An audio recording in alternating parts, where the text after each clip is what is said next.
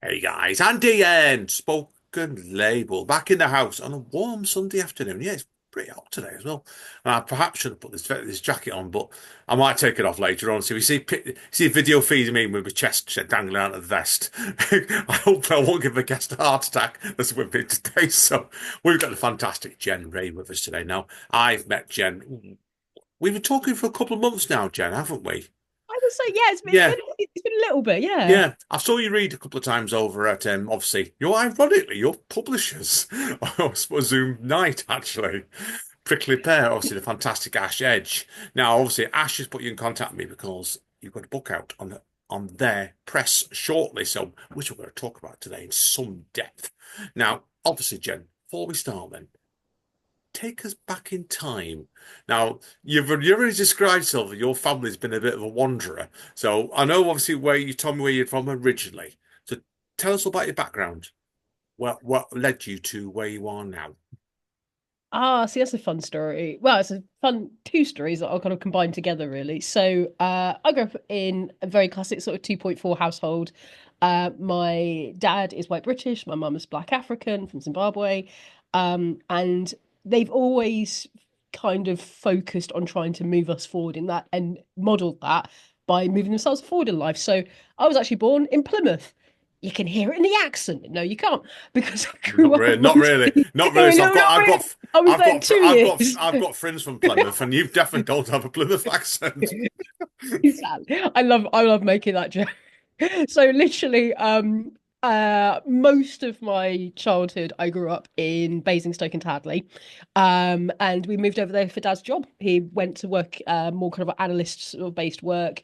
And even then it was a kind of interesting time.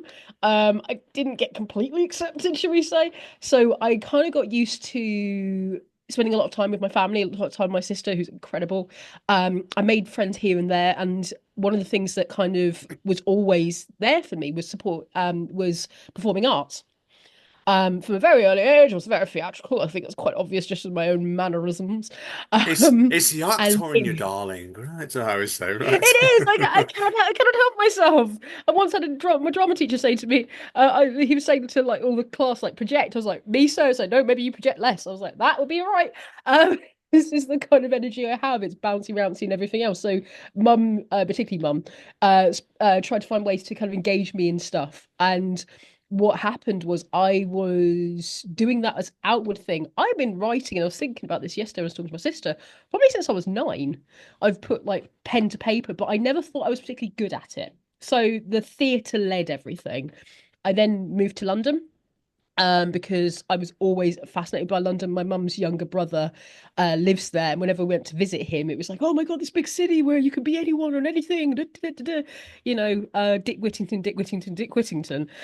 So I went to study at Goldsmiths there, and so the theatre was like the through line, and performing with my voice and making things up and improvising and all the rest of it. The poetry is actually quite late in my story. Poetry Ah, happened because of the pandemic, really.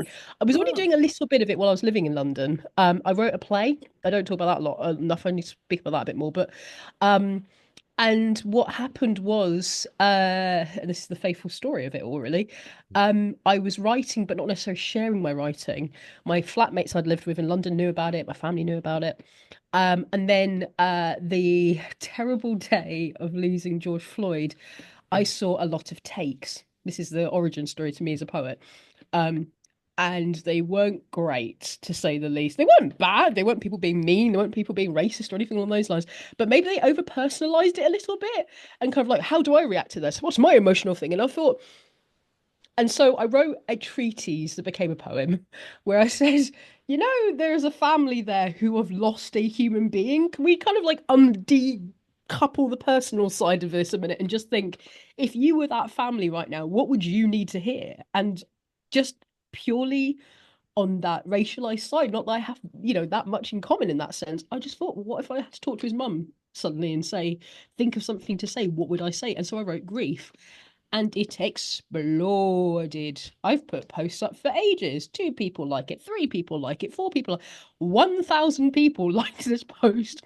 And I had people from across my journey message me and go, I didn't know you wrote like this. And I suddenly went, wow, I've not been telling the world who I am. I've been doing it in segments, but I've always stepped back a little bit. It's like, oh yes, I'll make this and do this, but you take the lead. You're the star. You're the and I've always taken a step back. My directing career was very much like that. Like I can't be the star. Suddenly I couldn't hide anymore, and people wanted more. And suddenly I was writing 2 to 3 pieces a week, just talking about everything. And that is now why we are here today, if you will. But my journey, both in traipsing through the UK as a lifestyle thing, and also as a writer, has been a kind of reclaiming of what matters. And it's funny how, in some ways, it's the same trajectory for both of my parents of choosing, because dad traveled quite a bit in his youth. Mum, made some really important choices when she moved to Harare. They both chose to find who they are and then came a couple, which I think is quite a romantic story about the two of them. Yeah, it's Hopefully, interesting that. yeah. Interesting, yeah. I can relate to that because, like, I don't know if I've told you this, but me and Amanda, obviously, we got together later in life. We did. Because I'm 53 and Amanda's 46, and we've been together, what, 9 years now we have. And you get people like this, Amanda's younger sister, Helen. Hi, Helen, if you listen to this, who got together and her husband now. Well, both of them were very young, almost from the beginning. So it works different for people in relationships, whatever way you look at it, if you're single. Lifestyle choices, sometimes it's life never goes the way you expect sometimes. So, yeah, agreed. Now, obviously, we have digressed completely. I'm an expert at that, and I think you are as well. So, but obviously, we're here today to talk about your debut. I like the word debut collection, Free Roaming Adult Woman, which came out fairly recently. Now, obviously, there is the title poem in the book, which I will come on to during our discussion. I love that piece, it really did. What made you, first of all, as a conscious decision, want to tackle the book this? I think it came out of what I wanted the story to do. I'd tried to put several books together previously, and none of them had worked, including working with another writer. That wasn't a match, and I kind of asked myself, well, what is the story of the last 5 years if I'm going to put my writing together? Because I had lots of people going, Jenny, got to put out a book. Jenny, got to put out a book. And I was like, well, I don't know what to say. And then it suddenly cracked in my head that what had happened was that stepping forward into the spotlight.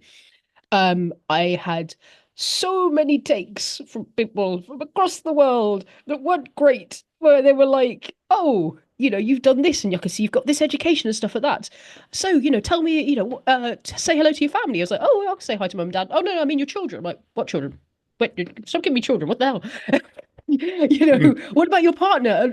Legit, from a certain subset of a sub country, I had quite a few young writer guys kind of say to me, "Oh, you can't possibly have all of this and not be married." I was like, "Watch me," and it hit me like the narrow definitions that people were putting on me that was a self-report on their side. And I suddenly thought, well, I mean, I'm a poet, I'm a writer, I reflect, and I'm an essayist. Da, da, da, da. There's so much more to a person. And then what clicked that Free Roaming Adult Woman was the right title out of all the collection of titles, because I'd loved the title since I came up with it, Mm. was what can I say about reclaiming yourself? Because that's what the book's about, in a sense, Yeah. without being, without giving away. And it was like, Without giving too many spoilers away, right? yeah, give this really away.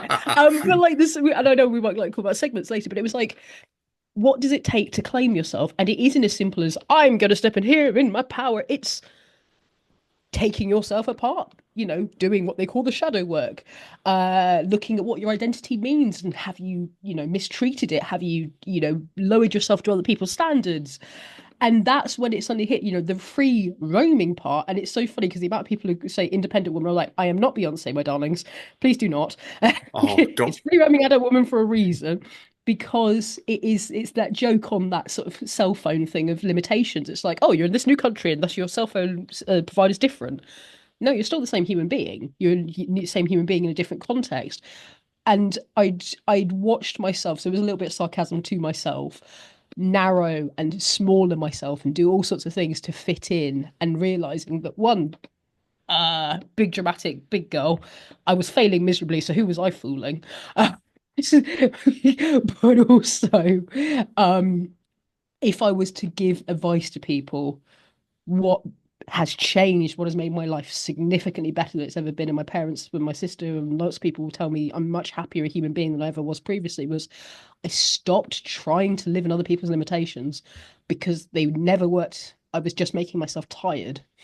And so that's kind of the theme, I guess. That makes sense. Makes sense because I think any sort of poet really, I think you're a great example for this as well, is finding your own voice.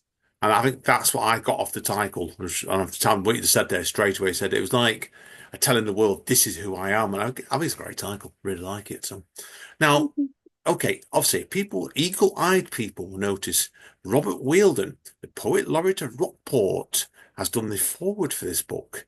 How do you know Robot? There's a robot then. Robert, sorry, Robert. It's all good. He'll accept it. Yeah, so Bob, dearest Bob. Hello, Bob, if you've seen this. So I met him through the many journeys through the poet routeways, basically. So a long, long time ago, or near to the start of the pandemic, we were part of a organization called Virtual Poetry Readings. It was one of the first things I'd heard. I'd never heard that you could do poetry things online before. He joined, I think, about 2 months after I joined. And we started connecting, and people fell in love with Bob. He's a warm, philosophical. He's actually an adept martial artist as well, as it happens. Oh But wow. warm, so Oh you kick wow. your ass as well. But Don't like, don't cross lovely Robert then, guy. definitely, right. Sorry, Yeah, don't Robert. cross Robert. No, Sorry for calling you Robot Robert then. he will be gentle. He's good. I nickname him Poetry Dad on a regular basis, which he has learned to accept. But he basically very much took me under his wing. I got pushed into leadership, which is one of my stories always. When one of the senior people that was running it dropped out. Well, he didn't drop out. He left quintessentially, and he was like, "Jen, you can have the reins of this." I was like, "Oh my God, help!" And Bob was one of the people who kind of ballasted me and went, "It's all right. We can do this together." I'm still very close to him. Rockport is an incredible thing. So let's quickly talk about that. So the Rockport is a beautiful little port town in Massachusetts. It's gorgeous. One of those things that's like a postcard.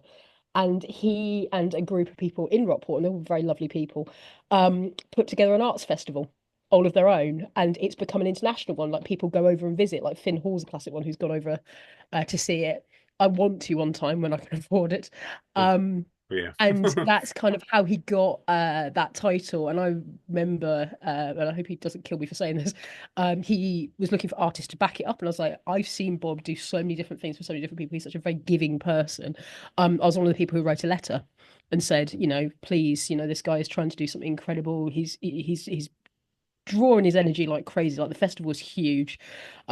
Please back him up. And so that reciprocal relationship, the learning I've had from him, what I've been able to kind of like share with him, it's grown into a deeper friendship. And so when I thought, well, who's known me the longest in this part of the journey to see that transformation and actually recognize some of the pieces in their very early, you know, cellular version.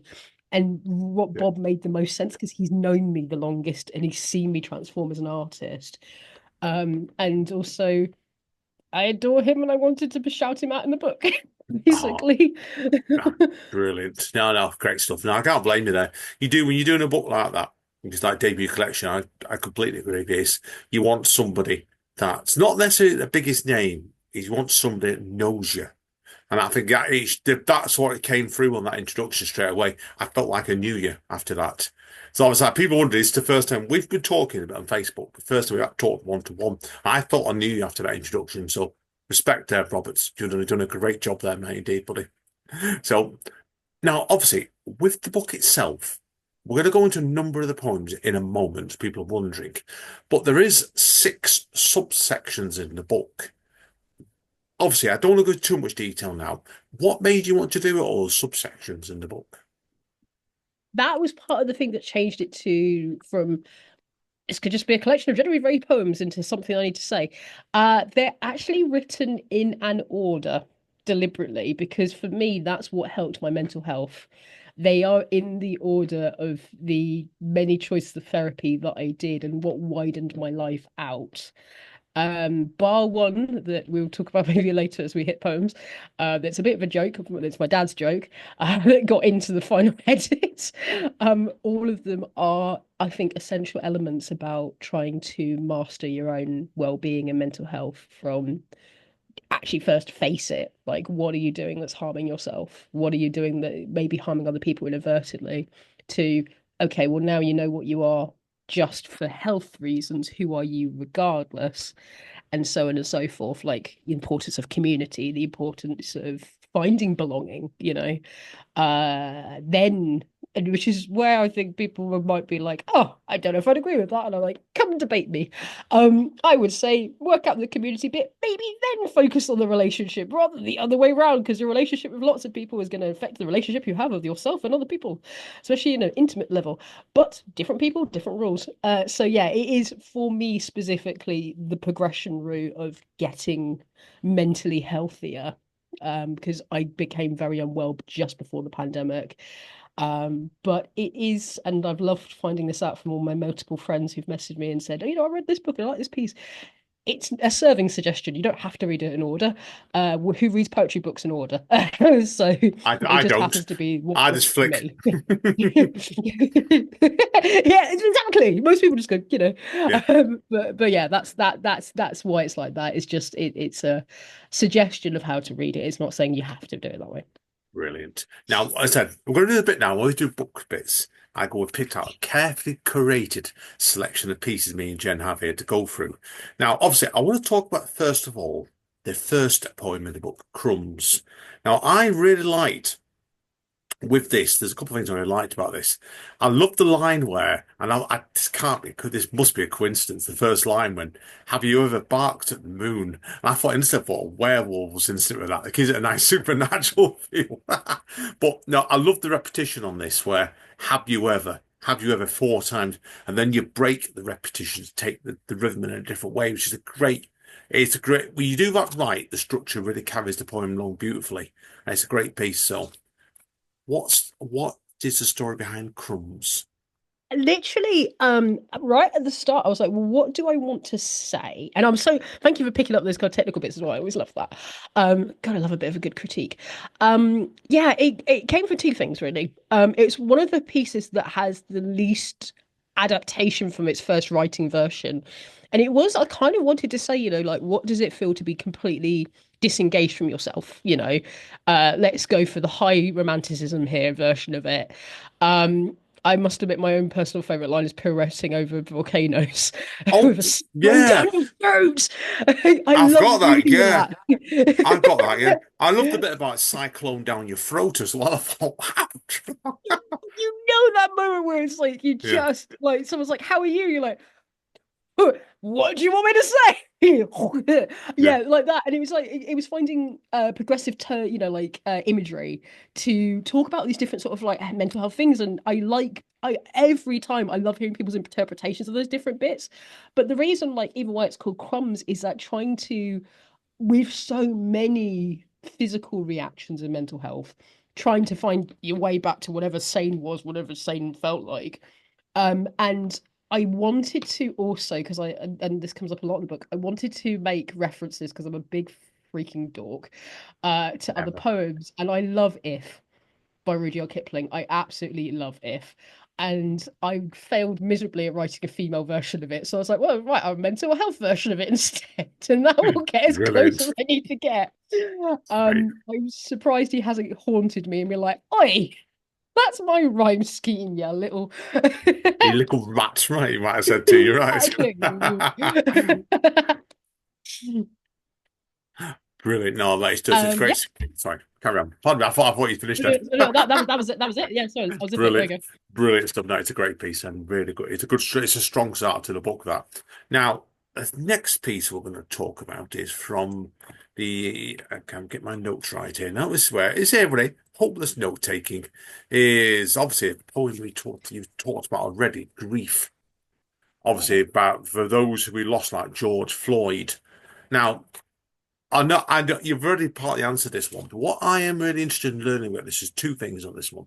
Is what was the decision to actually put the poem on the right-hand margin of the page?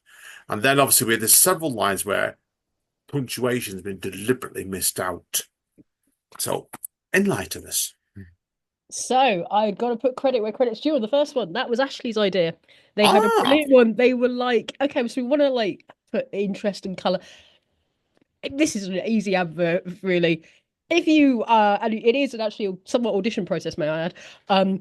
If you want to get your book truly looked at with a deep sense of love and gorgeous editing, please, please apply to Poetic Edge. They had so many wonderful ideas about how to transform the work. I'd never have considered moving it to the right until then.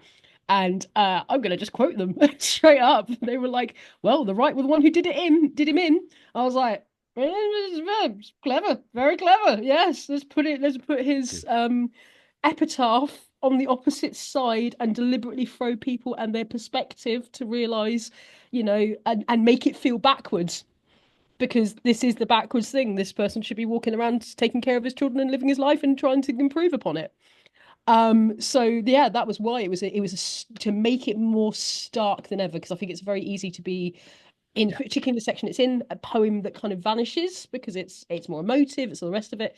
There's other pieces that may be more straight in the face, but by moving it to the right, it just kind of reminds everybody that there's a lot of things about this situation that are wrong at a deep level. But that I've got to give credit where credit's due. That was Ashley. yeah. She Uh, did. Ashley did a great job with that because I loved the bits in this one, like where obviously there's some of the poems got much longer lines than others, but this the starkness is like a lot of very short lines in this. I'm not going to give examples out, but like I said, it changes the tone in it all the time, and it's breathes. And that then leads to your second question. There, that even came from the earliest version of it. I didn't quite use AAVE, so African American Vernacular English, but I did try and alter the language to be a little less I don't know how to best put it, but like a little less dense. I wanted statement after statement. It's partly because this is the piece I really enjoy performing, and it's very, very stark. So both in its scripted variation, it's also why the lines are very sort of split up as well. Um, the choices of how the language is formed is partly to also make that starkness even clearer because why in the world would that level of pain come out lyrically? Yeah, We don't feel like that when we're sad. We don't feel like that literally gassed with pain. It is brutal. It is tough. It is sharp. And having like in fitting lines, all of that is to really get into the skin of this is an unfixable pain. It can only be survived. yeah, Um, so yeah, basically. yeah. No, it works really well. I think it's the myth is sometimes you're in pain, lots of words will come out. The reality is it's not. Like, as I got mugged myself about 20 years ago, my left knee got smashed up big style, and I couldn't have months afterwards of that because of the pain I was in and stuff. And it's you do like that. It's a real great example of trauma by the factors where you've stripped it all down to the movement of it. It it aches at you. And it probably one other example. It's probably my favourite piece in the book I've read actually. That one 'cause I thought it's fantastic. Oh, thank you. Okay, next one is from the fascination section, and this is. And I'm curious about a few bits in this one as well. I wonder what Ashley's done with this piece as well. But I will say it's all yours, right? So let's fall in love, okay? Now, in some ways, it makes it feel like it's a more positive piece. I don't think it is. There's, there's little things in this that give a lot more subtler clues away. So I love the use of this on the first two stanzas. I'm more time technical, me. Is we've done like inches buzzing, then the next line is between, which is one word right below the between. I know why you've done that. But then the second stanza is fingers caressing, and right beneath caressing the air. And I know why you've done that. I'm going to let you tell everybody I've worked it out. But first of all, then, tell us about where this poem came from. So this one's got a fun little story to it, really. A dear friend of mine sent me a competition, which was the Flora Fiction competition. So this was deliberately written for Flora Fiction, and I don't think they checked when they sent it what the theme was. So I looked at the theme and went, love. And I went, oh, the one that I don't tend to write about. Cool, I can do this. And I was like, this friend has sent this with the dearest love. I will do this. And I actually kind of wanted to see if I could get away with a really obvious title, but a really in-depth story. And it made me literally go, somebody got it. Because a lot of people have kind of reacted to this poem and it's very straightness, but you're right. It is very bittersweet. Yeah, It's very there's deliberately bittersweet. it's subtle. That's what I've noticed your work, Jen, and you're really, you're very, very good at that. Is the fact is that you need to read a poem. Sometimes some poems you can pick them up in 2 or 3 goes quite easily. This one, it took me probably about 45 minutes, an hour to realise what you'd actually done with it, and that's why. So I should have referred people to it and let them work on it themselves. But what I loved about the ending is like last line where you put the title of the poem right at the end and it feels full of irony to me. And was that the point? Absolutely, yeah.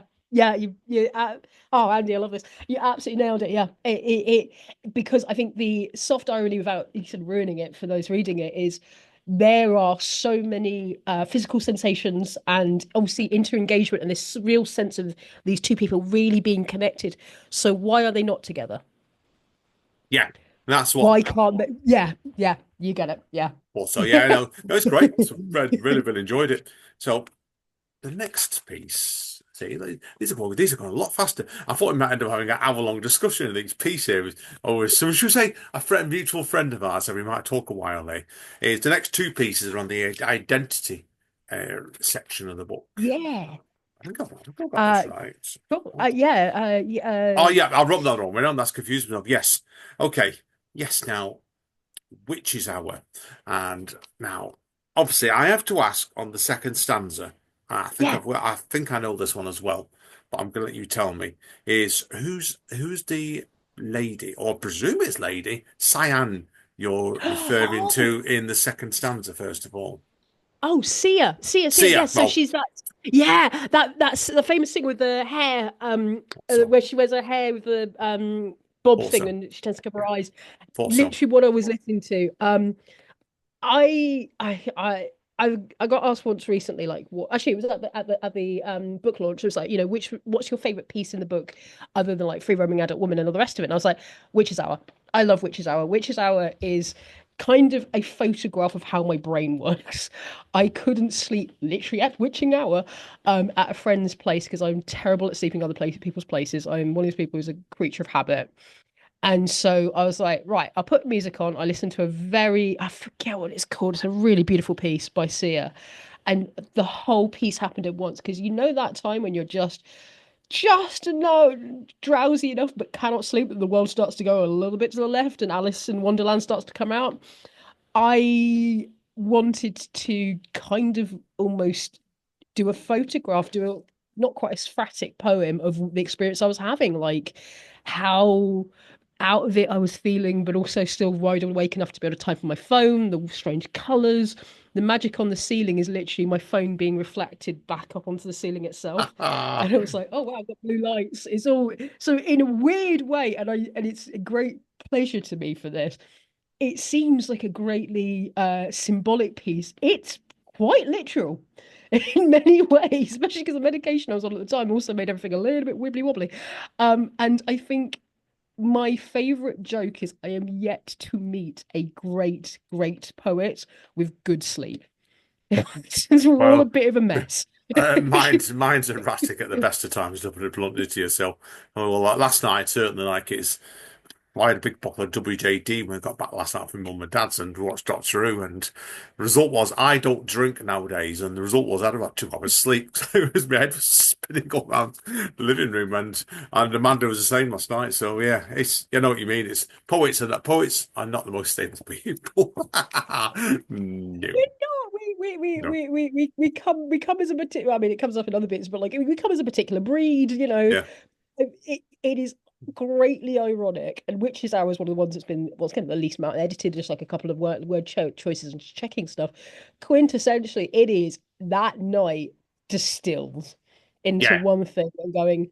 All those nights where I cannot sleep and I'm not the best, and I'm thinking, poor person who don't, if I ever find someone to lie next to me, who's going to be like, go and sleep on the sofa, you're driving me crazy.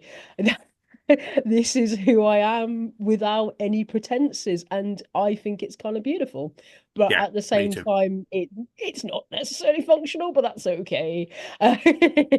Yeah, no, I agree with you. No, no, true. How did it come apart then when you actually did? I'm looking at the third stanza first, obviously. There's Yeah, 4 questions on that, which is quite unusual actually to do it that way. And tell us about the conscious decision to make it that way then. It built I the think pace up. yeah, I think I wanted to do something. I didn't like deliberately want to do something a bit different when I got to that point because I think I was like, when you have tried everything, the effect I'm going for there is when you've tried everything, you've got yourself up, you've had a glass of water, you've got a thing, and then it's starting to really spin in your own head. And so by choosing those 4 questions, it's kind of what's wrong with me, what's wrong with me, what's wrong with me, what's wrong with me, but also kind of like what more can I do, what more can I change, and actually then kind of giving into the madness is in that particular stanza of I can't. There's so many questions I can ask, none of them give me the answer, and so then that surrender in the last stanza of I will wake to something that will be ordinary. I won't be well. I won't be healthy. I won't be anything else. But at least I will have got something. Spinning in my own head is doing nothing except create a brand new poem. Uh, thus, it is that kind of allowing yourself to absorb into the madness and going, okay, well, what am I experiencing? What am I thinking? And I've noticed, and not just for myself, but many people that I adore in the community, Bob included, choose observation and philosophy and question when life tears them to the lowest point. Some of my favorite pieces of some of my favorite artists is that moment of what more can I do at this point? I might as well be fascinated by this situation because I have nothing else that I can do about it. So there's a little bit of that kind of, well, I give into the curiosity then. If there's nothing else I can do, let me just observe in that kind of meditation-y kind of way, if that makes sense. Yeah, it does. I think as well with it, you're actually doing the 4 questions. It builds the pace of that stanza up. And then it's like, people look at it, and then you go, after 4 questions, at 7.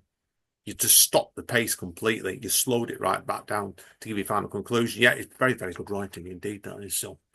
Now, the next one, I like this next one as well, actually. And the muse will not lift. Now, oh, this is great because it's like, I love the fact here. You start off, you're doing a complete journey here.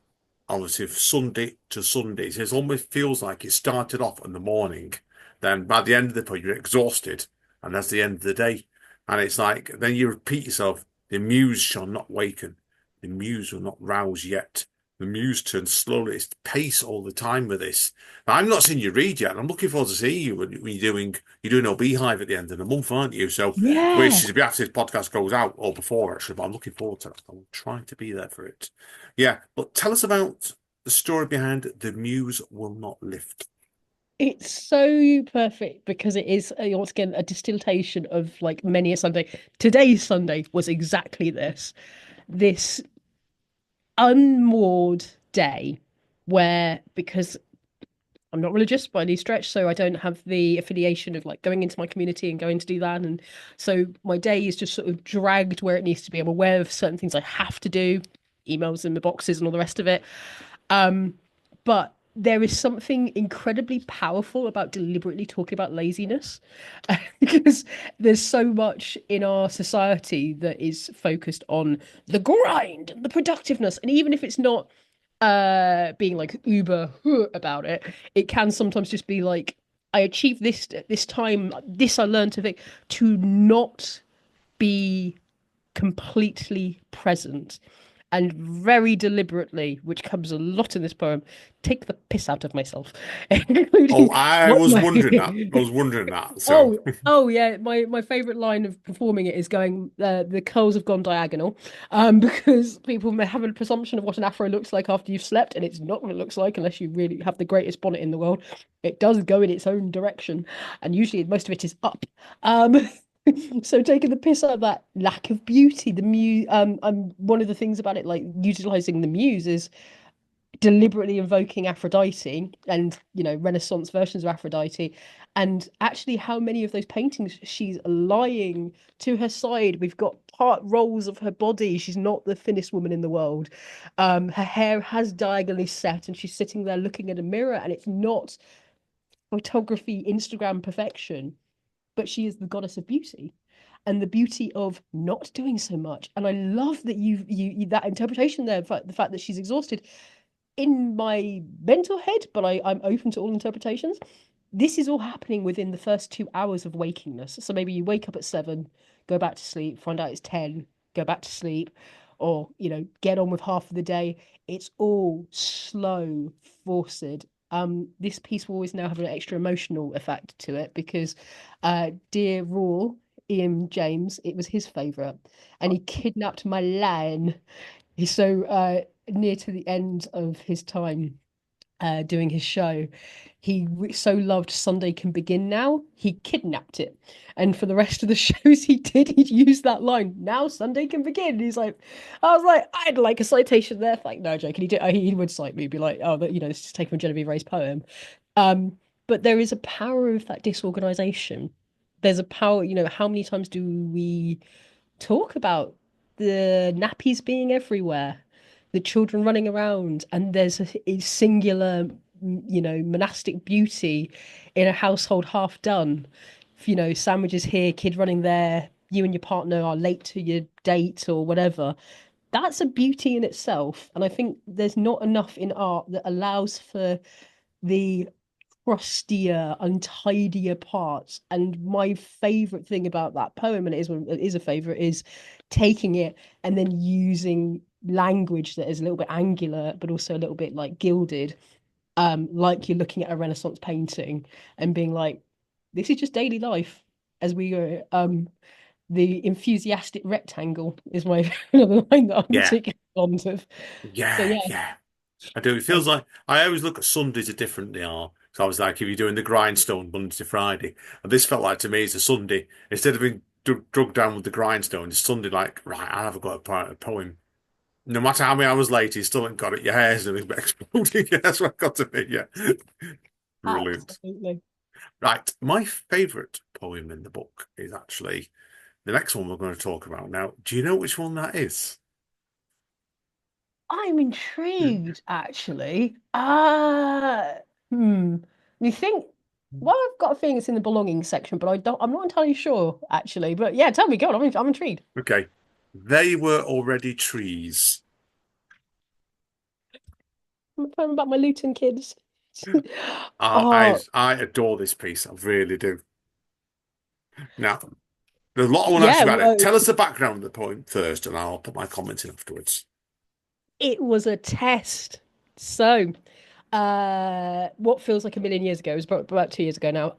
While that experience, so joined virtual poetry readings, was doing admin for lots of different sort of poetry organizations, supporting different writers, and then I got connected to a young people's charity in Luton, and they wanted to, and basically it was ambassadors who would go into their own community and try and deal with knife crime, supporting young people who are trying to get away from domestic violence. So incredible young people, and these young ambassadors gave a lot of their own time. So what happened is they wanted to create creative workshops. So they had music, they had different bits and pieces, and they wanted to do writing because a lot of them had said they wanted to do poetry. And the leader of the organization said, "Hey, I'm looking for poets to just create some poems so they can have a look at it." So I did that, and then he was like, "Well, actually, you've told me a lot about what you know about teaching, and teaching is something I'm very passionate about. Do you want to teach them?" So I would teach them it was kind of like it was both weekly and bi-weekly on a Wednesday night, and I teach them about poetry from across the world because they were an international group. So I felt like if I tied it down to English literature only, that would be really insufficient. So like I had to learn about Urdu poetry, and I was like, I would have to be one lesson ahead of the kids. So I was like, and so I remember I was teaching about Masara, and I still can't say it properly, which is a ancient Islamic form of spoken word poetry, and it's like 13th century. It's really early, and I remember saying it to the kids. They're like, "Wait, what did you say, Miss?" And they didn't call me Miss, they called me Jen. And I was like, I said this, and they were, "Oh, you mean this?" And they said it with like a perfect Urdu accent. I'm like, well, not my language, children. Correct me. They were incredible. Some of them have written books since then. A lot of them are now like in their 20s. And often in lessons, I'd give them a poetry challenge. So if they'd come to the class with work they were working on, and I'd say, okay, you're stuck on this, so I'm going to make you write a different poem altogether on a different theme. So here's your challenge based on this, and I'd base it on their politics and their passions and their interests. And I said, anytime, guys, you can push back on me if you want. And so one of them, Laurel, went, "All right, I got one for you." I went, "Uh-oh." This is Laurel, and he's very intelligent, very cheeky guy. And he went, A name like "Yeah, that is going to be right. he's a wicked one day, so bright as a button, and fantastic poet, may I say as well." And he went, "All right, write us a poem about how you learned to teach us, and we know that you're building the class schedule because no one's written this for you, so you're writing the class schedule yourself. So what that's like, and combine it with nature." And I went, "Oh, all right." And by next week, he went, "Yeah, by next week, Bing they bong. ordered trees." That, yeah, Yeah, that's how that came about. I love it. Now, I love this piece in the Factors where, again, you're very, very good at, is what you don't love about this is the repetition. They were already trees, and you put it twice in the piece, and I think it takes the piece and the rhythm because of that beat it needs, I think. Now, what was the decision to put them in italics? That came from a sort of softening, I think, of the storytelling. And I'm really glad that we did it because it wasn't originally like that. And actually, it originally had a lot more, like I had it almost like on every stanza, which was ineffective. And I'm really glad that we discussed it, like removed that, but we still kept it a little bit because they already trees always sounds like a beat in your head. But it was, yeah, it was like, it was a softening of it to kind of show that nurture was the choice with this because I was given semi carte blanche to teach them exactly as I needed to, which in some ways is terrifying because I then have to learn each and every young person in their own stylistic thing. So we tried to kind of open the stanzas up a bit and also like soften things a little bit to show that it took a lot of personal care and a lot of emotional care to kind of really teach them in the way that I needed to. And show that it was a progressive process. And I think if we'd made it very hard and very blocky, we might have lost that, if that makes sense. Yeah, perfect. I get it completely does it. You've done it free, and it's quality. It's a point of many layers again. I think that's what you're really good at. Your writing. You need to look at things sometimes in different angles. Yeah, no, different moods as well. So fantastic. Okay, two more poems to go, and I'm looking at the time here. Yeah. I'm going to do something now. This is the third time this has happened in recent history of Spoken Label. We are going to take a little break. Because we're close to 50 minutes already here, and I want to ask Jen some other questions about non this book. So everybody, yeah, hang around, come back shortly because we'll be back with a part two. I knew this had happened today. Thank you, mutual friend CF. That's all I'm going to say, and she knows who she is. See you all soon, guys.